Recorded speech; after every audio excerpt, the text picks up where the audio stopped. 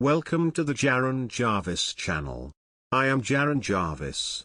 Today, I would like to introduce to you, the Bacchanalia. I saw her dance. The bonfire cast long, flickering shadows from erratic quivering. I closed my eyes hoping it would stop. I could still see it. It was. The road seemed to go on forever. A straight line of blacktop disappearing into the horizon. A blank featureless desert on both sides. The old pickup truck found a comfortable pace astride the yellow lines and familiar music played from the ancient FM radio. The fuel gauge showed 3/4 full. I could see the top of the tarp in the rearview. Keep your eyes on the road. I didn't know that song. It was familiar, like I'd heard it when I was young or in a dream, assuming this isn't a dream. Please let it be a.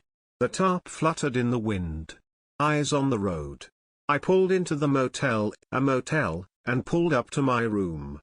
I don't remember checking in, but I had a key. Memory isn't what it used to be. I step out to stretch my legs and the tarp shudders from the wind. An old post with a tattered flag hangs limply in front of the parking lot. Yes, it was the wind. I'm hit by the familiar musty smell as I entered my room. I gently kicked the old air conditioner and heard it sputter back into life. I hoped it'd last another night. My whiskey was on the bedside table, half empty. No, it wasn't my whiskey. I finished that half bottle last night, hundreds of miles back the way I came.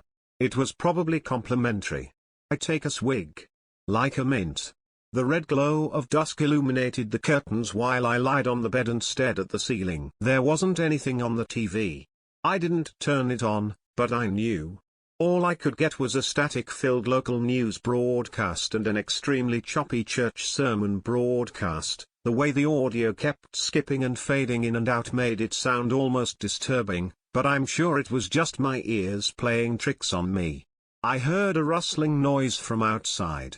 I rolled over and stared at the stain on the wall. The previous night I'd thought it looked like a leopard. I heard the squeak of the truck's old springs. This stain looked like a cougar, nothing like a leopard. The bonfire roared.